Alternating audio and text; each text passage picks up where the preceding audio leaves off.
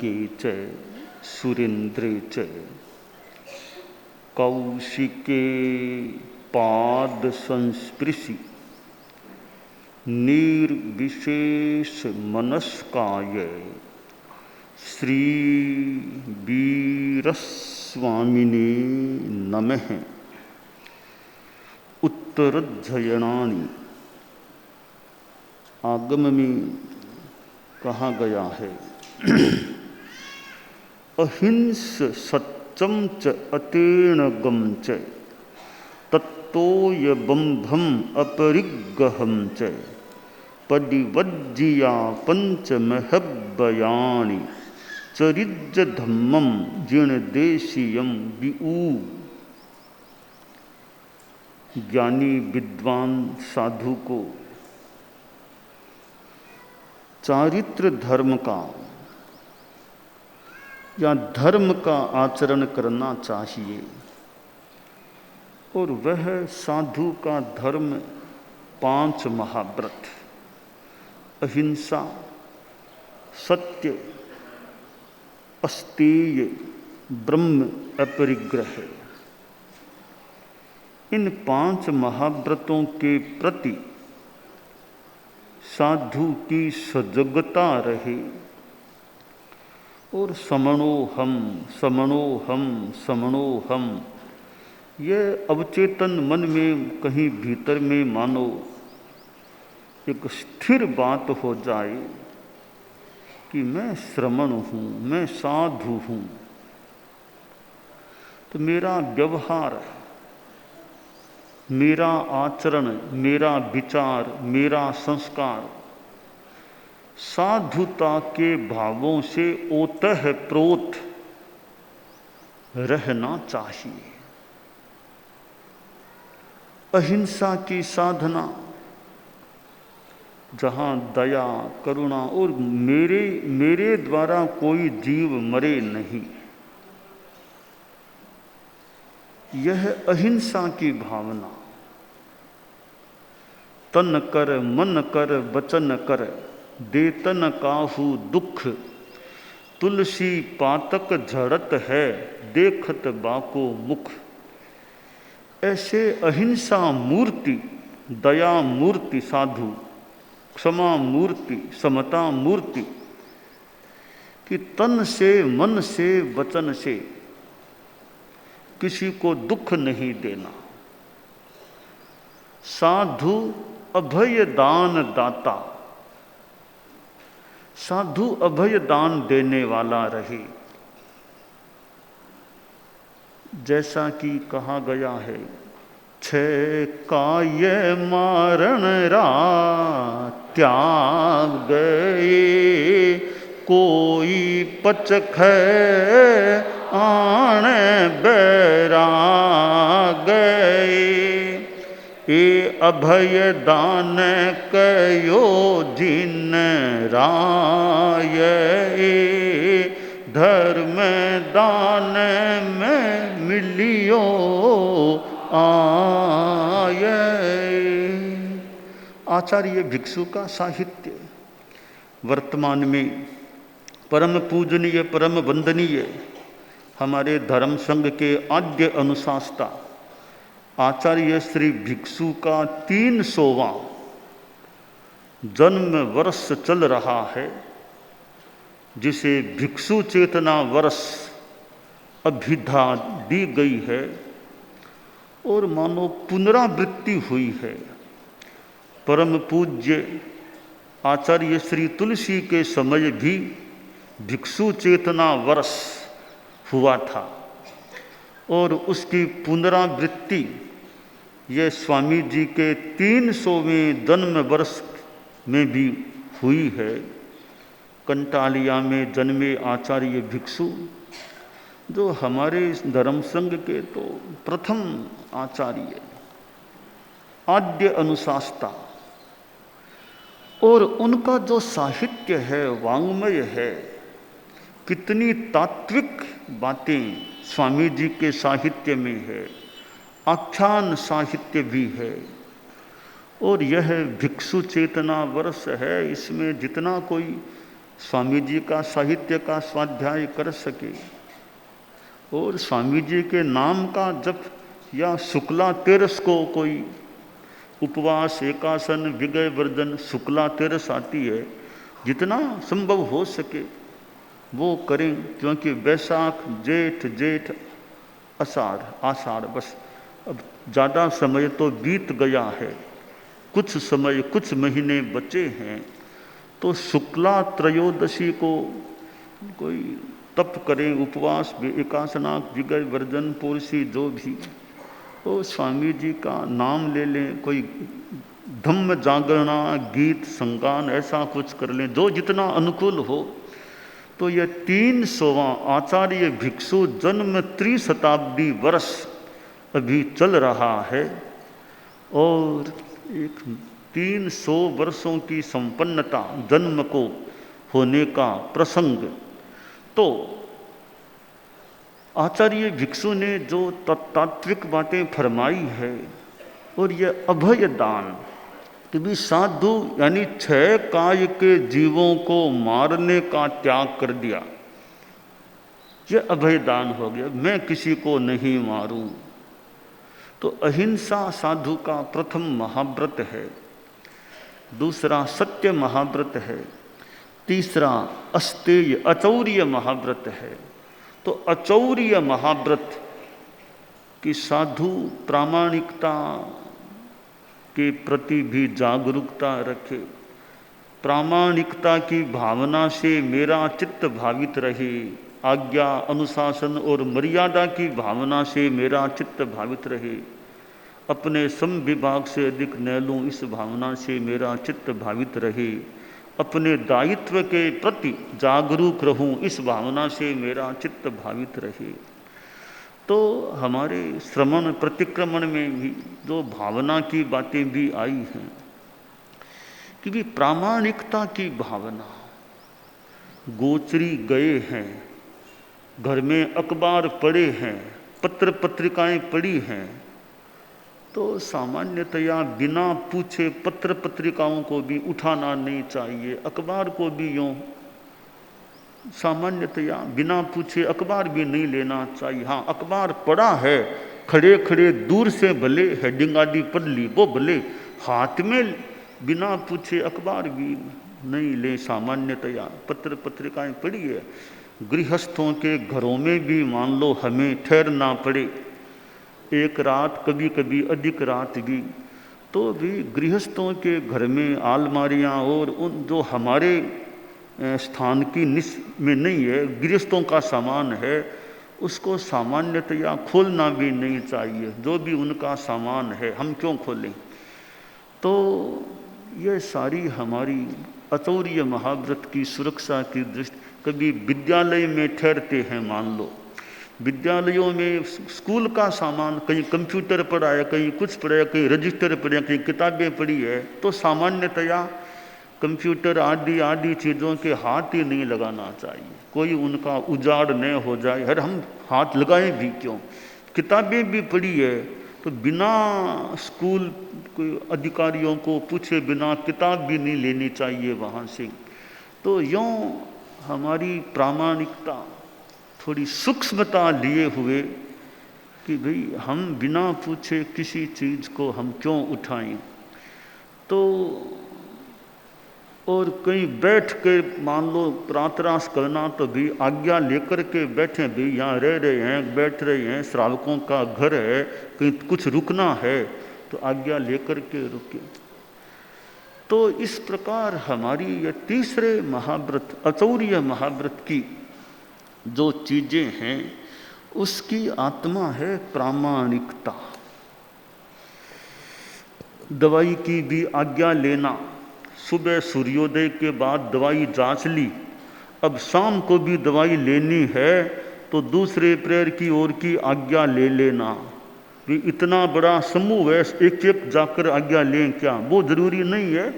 एक मुनि जी निर्धारित हैं, वो काशी से जो भी सबकी आज्ञा एक साथ ले ले, भाई आज्ञा ले रहे हैं। शाम को भुलानी है, सबकी एक भी दवाइयाँ भुला रहे हैं। सूर्योदय के बाद दवाई की आज्ञा ले ली, सब संतों की आज्ञा एक साथ, एक मुनि जी काशी जो भी हो ले लें, ताकि वो हमारी आज्ञा की, तो सुबह तो ले ली, शाम को दवाई फिर काम में लेनी, तो दोबारा आज्ञा, दूसरे प्रेयर की वो आज्ञा, तो वो शाम तक दवाई काम आ सकती है। तो यह हमारी जो भी आज्ञा लेने की है, तो साधु की यह प्रामाणिकता की जो बात, साधु का अपना कोई मकान नहीं है, मकान भी सामान्यतया भी आज्ञा लेकर के मकान में रहें, जाएं तो सामान्यतया श्रावक हो तो बुला दें, संभला दें।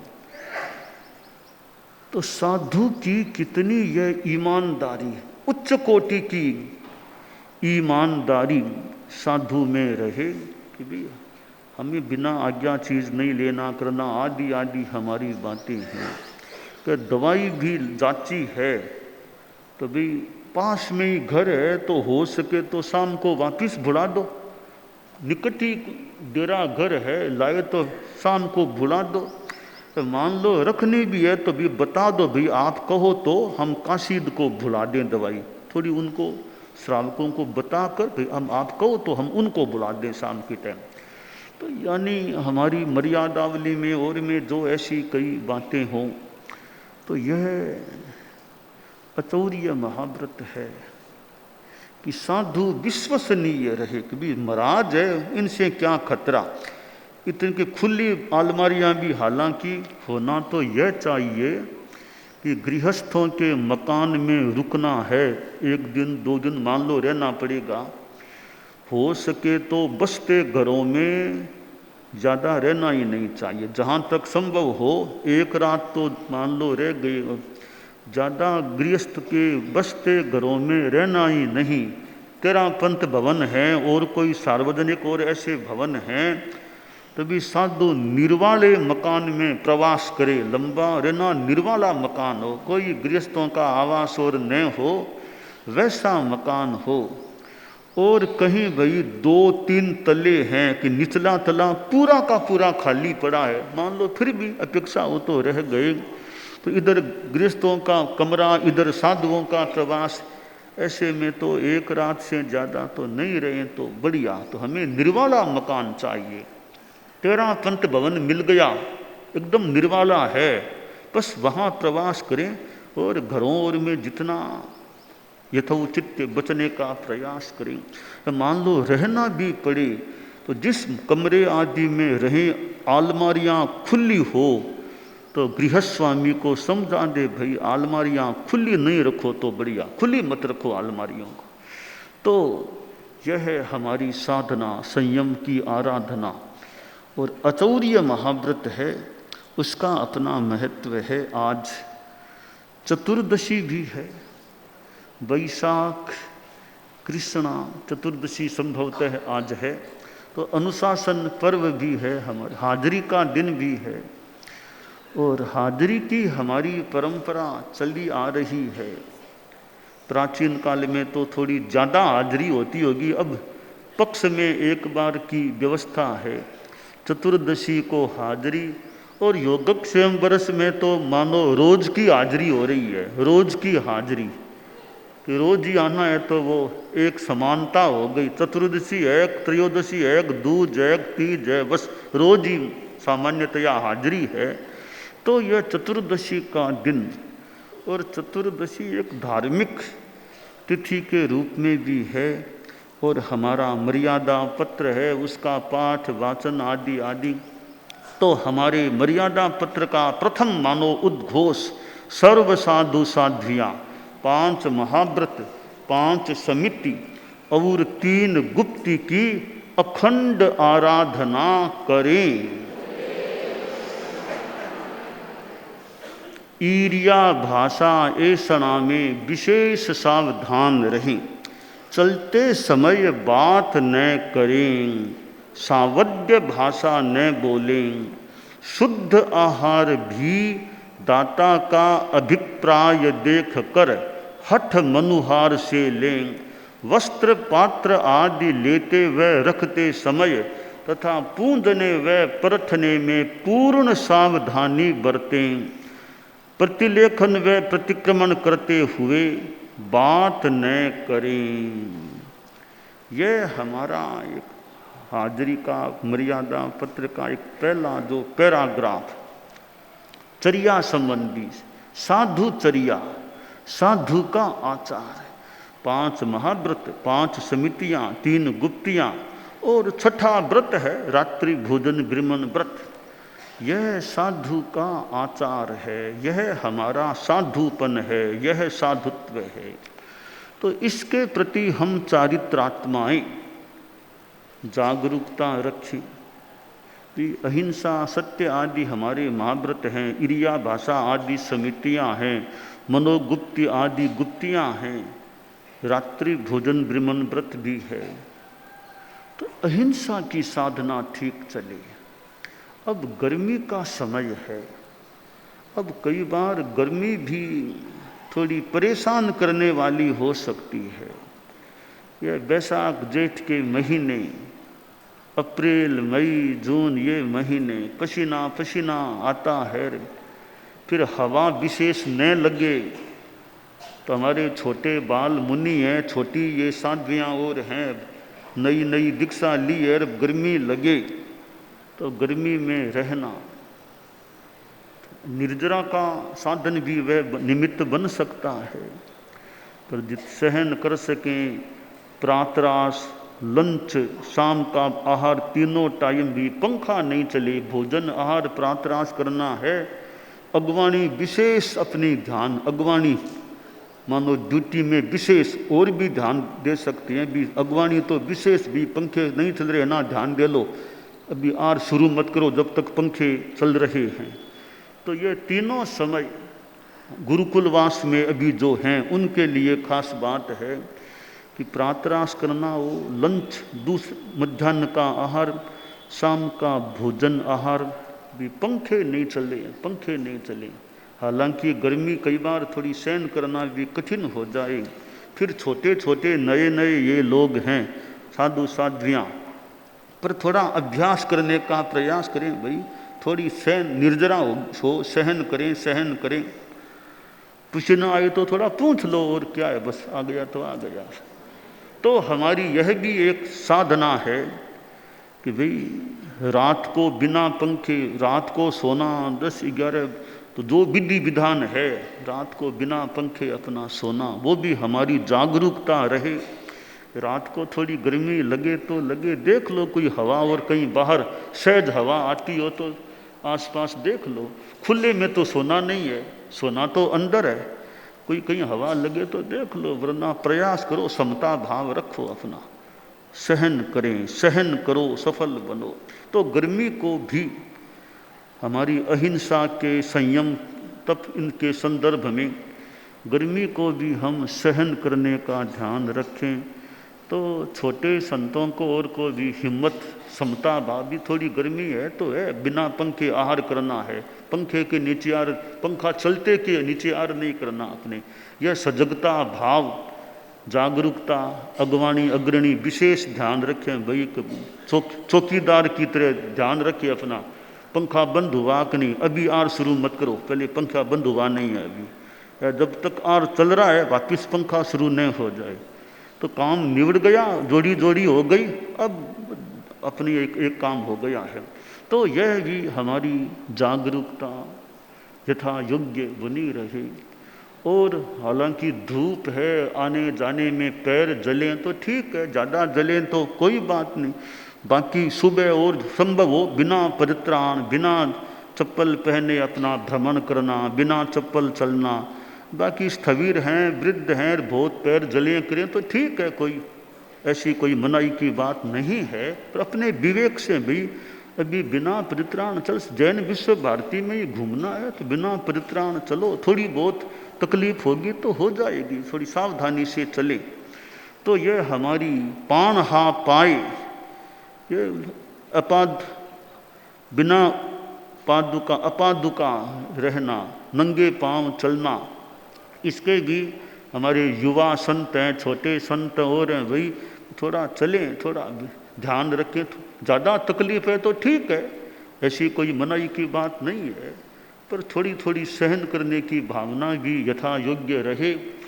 और नंगे पांव चलने का भी बहुत दूर है तो ठीक है, अभी गांव में 1 किलोमीटर बहुत दूर है, कोई मनाही नहीं है, परित्राण पहन लो। कोई जितना हो सके आसपास घरों में जाना है, 900 मीटर तक ही जाना है, तो बिना परित्राण भी हम यथा योग्य चलने का प्रयास करें। तो यह हमारी चर्या साधना, जो नंगे पांव चलने से भी निर्जरा हो सकती है, समता रखें, निर्जरा हो सकती है। अब पदत्राण पहन लिए, अब कोई परवाह नहीं, फटाफट चलो, फटाफट। नंगे पांव हैं तो फटाफट चलने में थोड़ी सी कठिनाई हो सकेगी। एक अंकुश है, नंगे पांव वाला अंकुश रहता है चलने में यथासंभव। तो हमारी यह भी साधना।